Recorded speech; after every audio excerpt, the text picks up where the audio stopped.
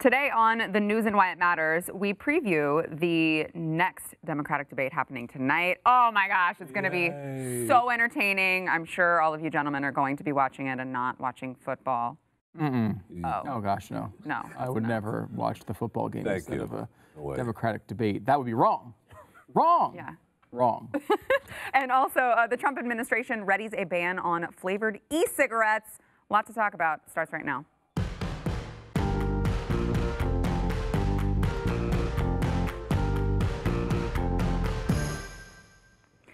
Welcome to the News and Why It Matters. I am Sarah Gonzalez, today joined by Mr. Stuber here. Thank you. I just said I was joined by Thank you. Okay, you're welcome. Thank you for joining me. Thank you for having me join. Okay, you're so weird.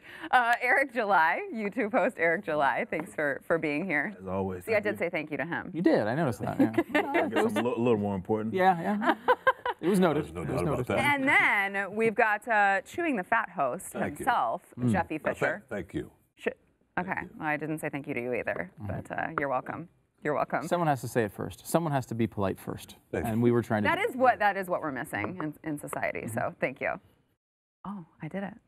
Okay. You're welcome. A lot to get into.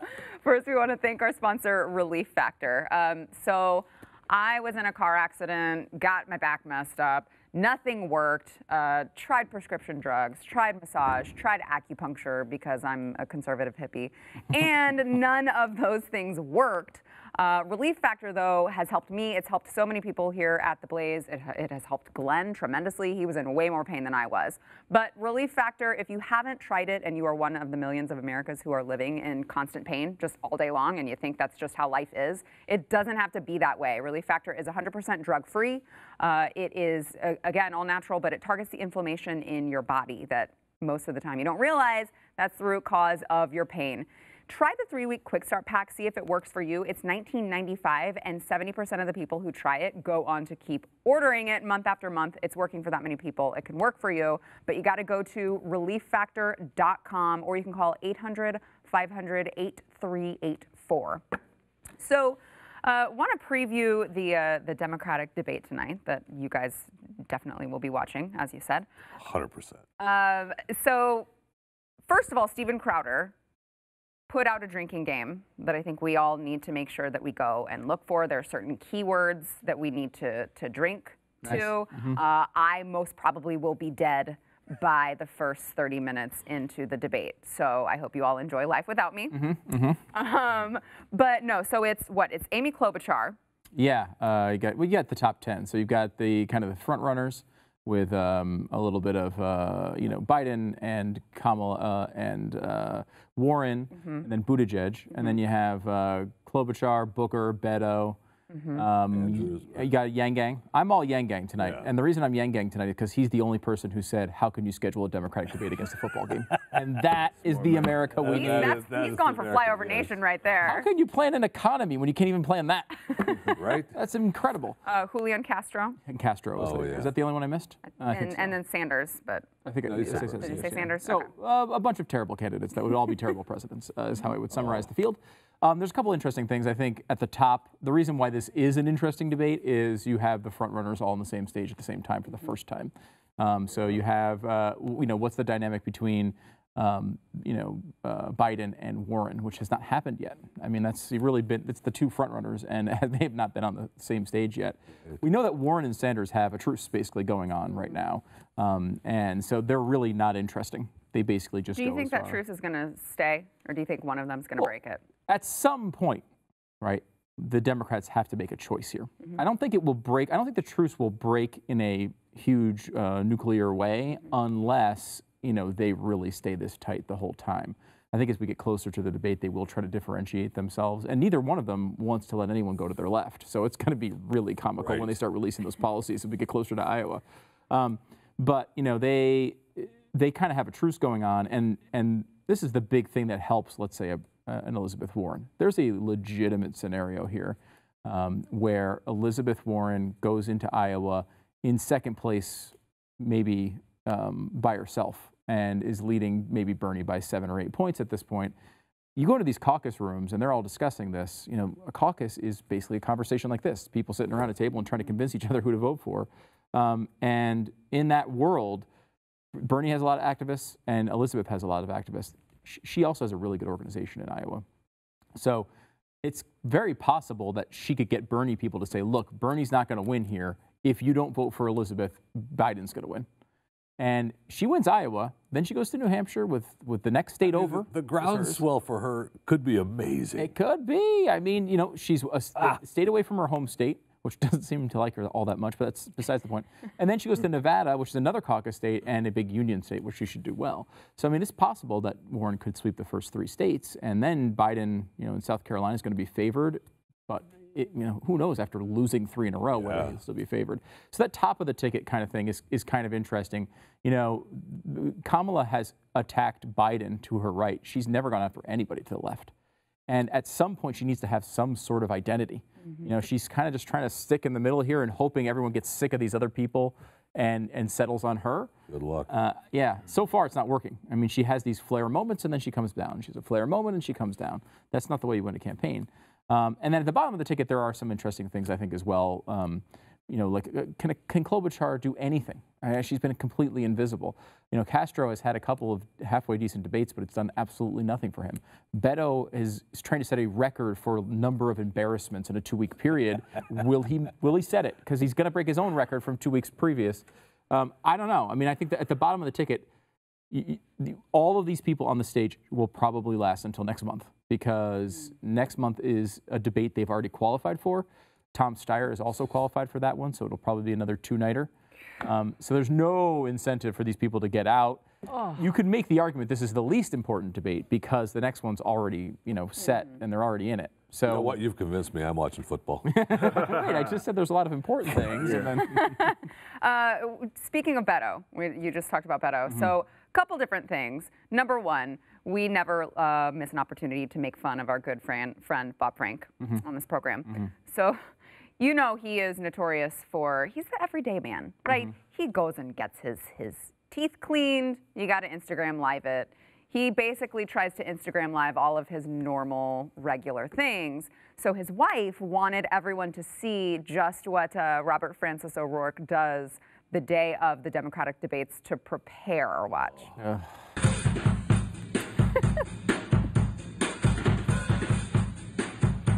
What's the end?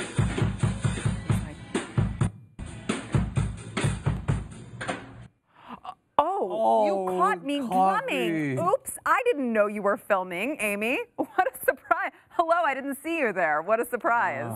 I mean, Eric, you have actual musical talent. Man, is he a good drummer? No. Let's get that out the way first and foremost. But it was just so corny, and I think that word just really personifies everything that is Beto O'Rourke. He does. Big cornball, you know what I mean? But it's to see these guys. They do this whole, all right, hey, I'm hip. We see this from the Democratic Party all the time, and it's just so forced, and it's so.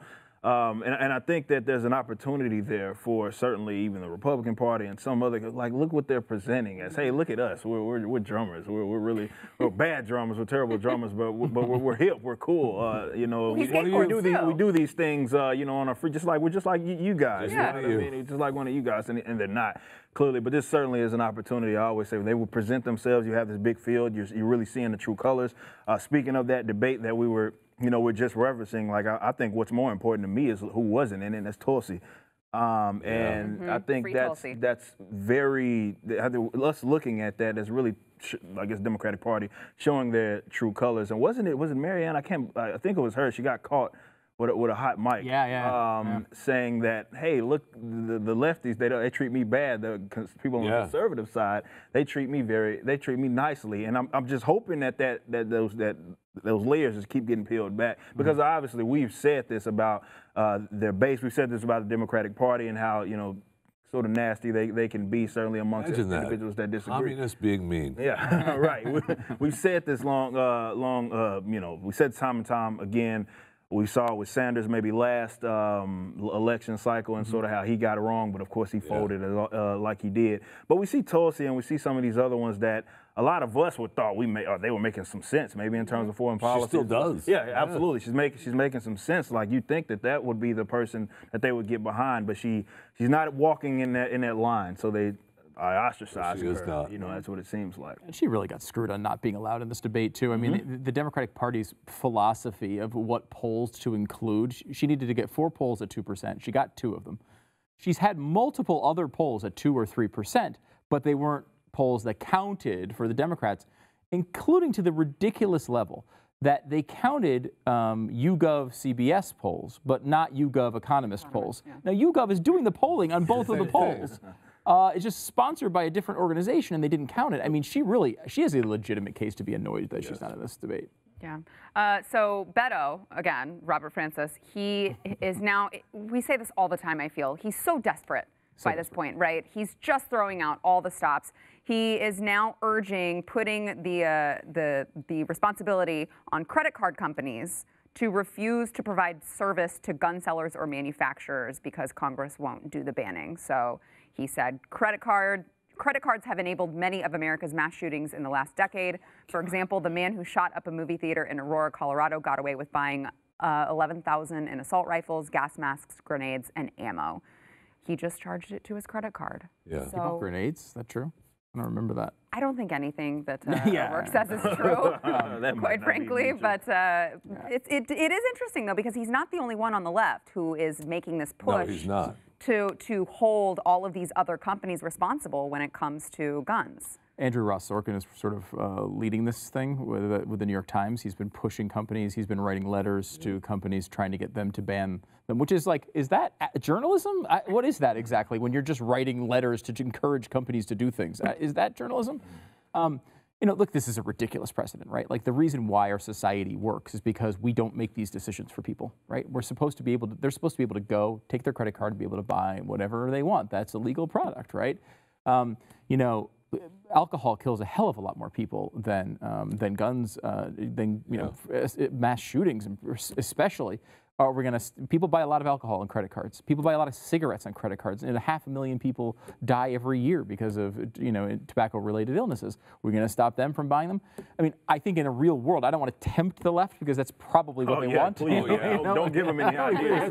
For now, though, we've been kind of lucky that the credit card companies at least have said no.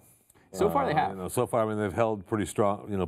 Fairly strong on that. No, that's not. We're not in the business of telling people what they can buy. We're in the business of saying, hey, you have this amount of credit, and go ahead. I think we should still pay attention to it because we saw what happened with the whole social media thing and all these sites, PayPals of the world. Yeah. We're all like, hey, we're not gonna sponsor any, or you can't use us when working with their site or whoever. That's a scary precedent. We've already seen it though. We saw it with the whole social media bans and but Alex Jones and the likes in the world. So we've already seen that. So I wouldn't put it past him. Like just because he's saying it, I'm glad he's saying it because he's putting it out there, and I'm pretty sure there's going to be others that are going to support it. We see how loony they are. But unfortunately, I do think we should be cautious with it because they may very well do that. You aren't lying. Loony works today. Yeah, most definitely. It absolutely works today. I mean, because they live their lives on something has to be done. Yep. Something if it doesn't has make to sense. be done. I'll give another pitch here for cryptocurrency because, I mean, you want to talk about a way to get around this stuff. You have, this is why it's important. Cryptocurrency has been a fun little investment and a fun little story over the past couple of years, but there's a real basis where governments can decide to do this to you. They can decide to take your money and they can decide to, prohibit you from buying things that are your constitutional God-given rights. And, I got to say, this comes down, you've seen it happen in other countries where cryptocurrency has been a real way to get around. In Venezuela is a big example of that right now. Biggest example. Yeah. And, it could come here. I mean, I hope these projects do develop because, Bitcoin is far down the road, but there's many others. And I hope they do continue to develop because right now, you see what they want to do. We have a culture and a constitution that will prevent them for some time from doing some of these things, but you see, there's an inertia. That's what they want, and they continue to press for it all the time. And when you have, this, if you have kids, if they ask you enough times, eventually they're probably getting it. You don't know me as a mom. No, that's true. I actually have seen you in action as a mom, and I retract the statement. We'll see. I want to know, I just want just one circumcision question to be asked to Andrew Yang. Why? I just want to know. I want to hear his passion. I want to know. It's just a curious thing to come out and, you know, I mean, he's not like talking about it all the time, No. but it is included in his platform. He's the only one who has a position on it. I actually did hear Ben Shapiro ask him a question about circumcision, which Ben, coming from Ben, is a pretty you know. And he said Yang was basically like, "Look, I'm not saying there's a policy. It's just my personal belief that it's my personal passion." And Ben's like, "Yeah, all right, fine. As long as you're not trying to make me stop it, you know, whatever." And you know, that's why. Like Andrew Yang has like somewhat of a Tulsi Gabbard appeal, I think, to some on the right, where he would not be a good president. Like Tulsi Gabbard, I like Tulsi Gabbard. I love the fact that she served the country, but she would not be a good president by our standards. She'd just be a good president from the standard of terrible candidates they have up there, right? Like all these people are in massive big government, but Yang is one of those people who at least doesn't trash Republicans, doesn't trash conservatives, at least understands like the libertarian and conservative angles to these Feels like topics. he still has a little bit of love left for America. Yes, yeah, and that's a little charming. It's charming in this field. Yes, it is. All right, back in a minute.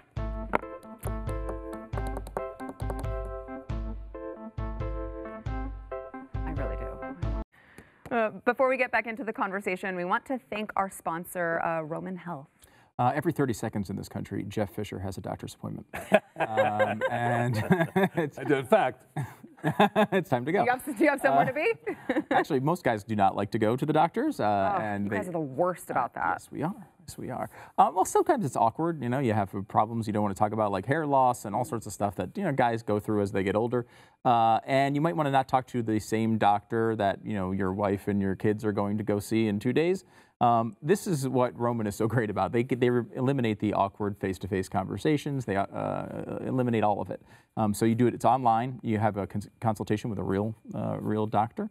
They give you real medications that can help treat whatever you've got going on. Get it taken care of. There's no reason not to. Go to Roman. GetRoman.com/Y. WHY. GetRoman.com/Y. They have a free online visit and free 2-day shipping. It's GetRoman.com/Y.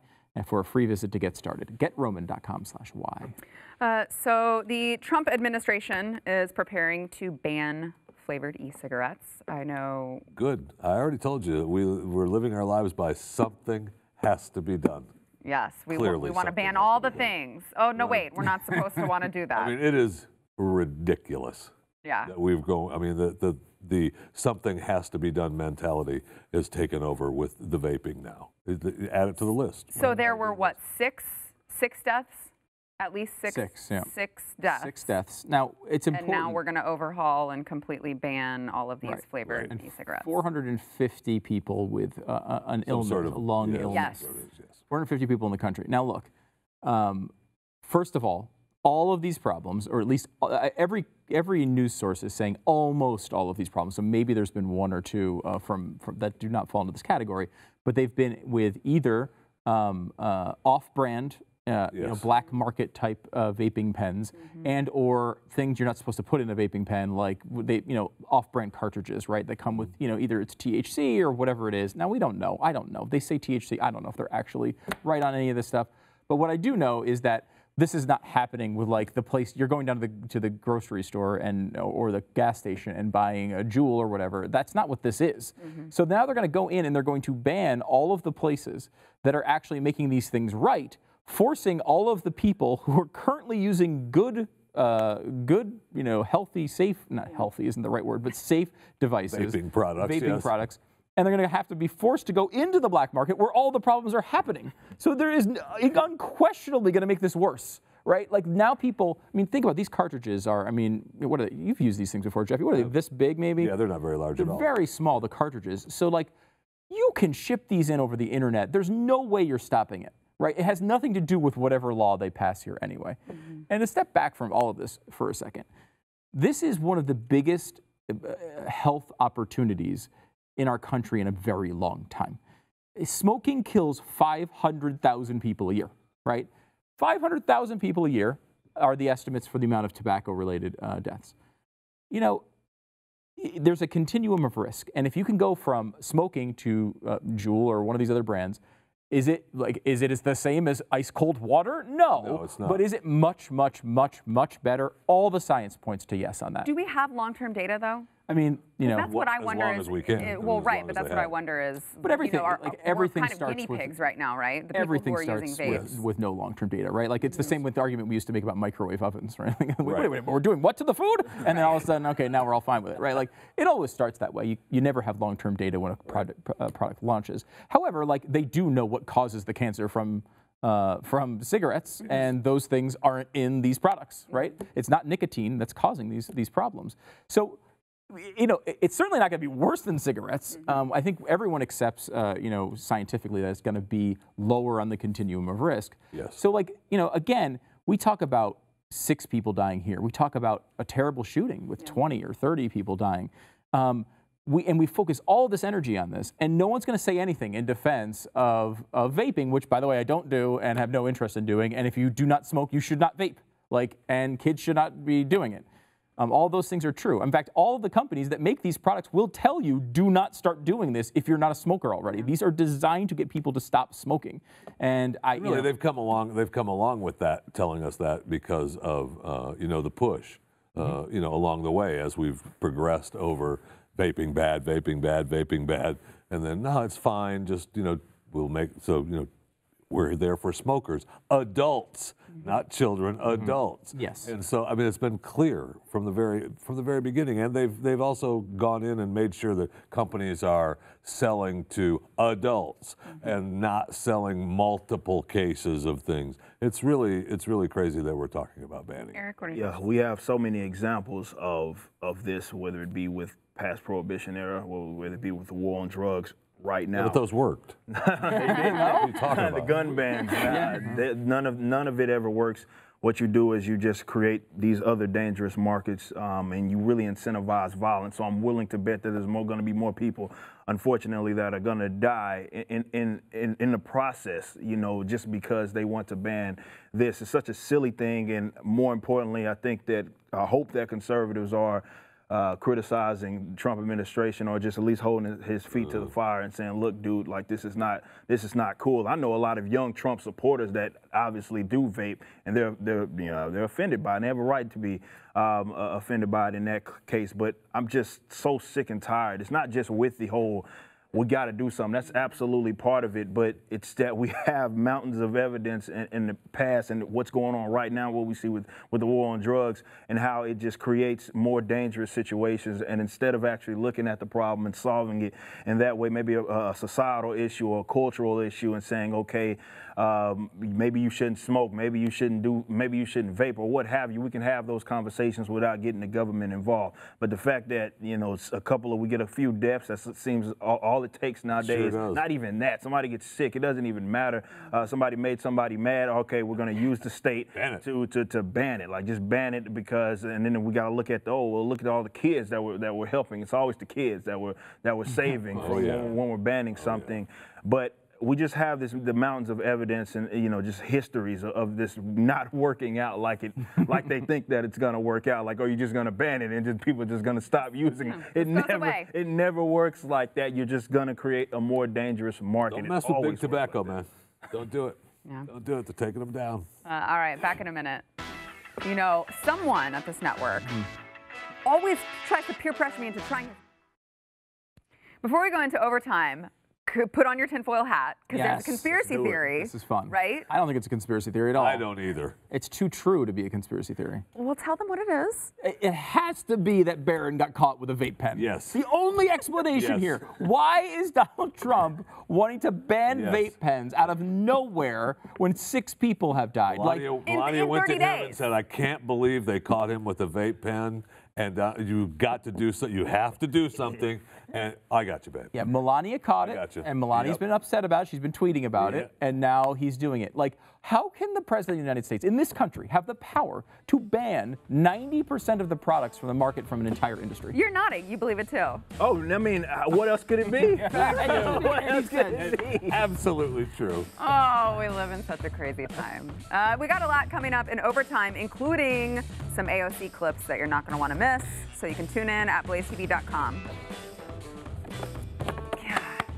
You know, it was Barron.